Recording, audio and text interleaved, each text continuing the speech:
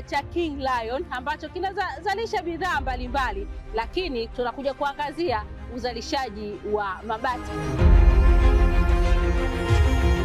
Limo, wakati navutiwa kuja kufanya wekeza kwenye kiwanda hiki, licha ya kwamba nataka kuangalia uzalishaji wa mabati unavyoendelea hapa nchini, lakini inaonekana kwamba ni kiwanda kikubwa zaidi nchini Tanzania.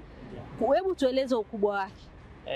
Kwa kiwanda chetu tunaweza tukasema kwa sasa hivi ni kiwanda ambacho ni kikubwa Afrika Mashariki na Kati. Kwanza ni kutokana na ajira ambazo zinaenda kutoka kwenye kiwanda hichi. Matarajio ya ajira ni ajira 2000, ambapo 800 zitakuwa ni ajira ambazo ni rasmi na 1200 ni ajira ambazo sio za moja kwa moja. Na pia uzalishaji wa bidhaa zile ambazo tunaweza kuzitoa. Kwa uzalishaji sisi tunategemea kuzalisha tani 1,500,000. Kwa sasa hivi tunazalisha tani 1,500,000, lakini matarajio yetu ni kuzalisha tani 300,000 kwa mwaka. Ambapo ukilinganisha viwanda vingine ambavyo vipo Tanzania, Afrika Mashariki na Kati, bado havijafikia uwezo huo.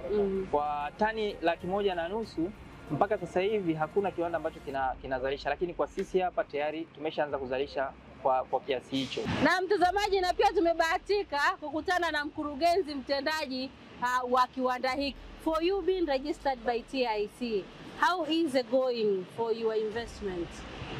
Actually, when this Kibaha declared as a heavy industrial zone, and King Lion also wanted to expand this further, and steel business is something which we thought of.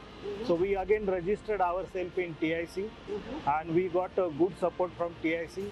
TIC gave us this land and also acted as a single window for getting the TBS approval, getting support from TRA and various agencies in Tanzania.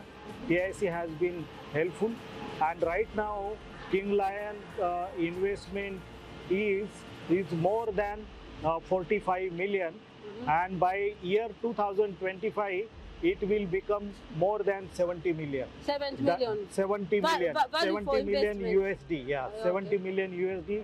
So further to be a part of this developmental economy of Tanzania, King Lion decided to enter into a manufacturing, and steel business has a good prospect.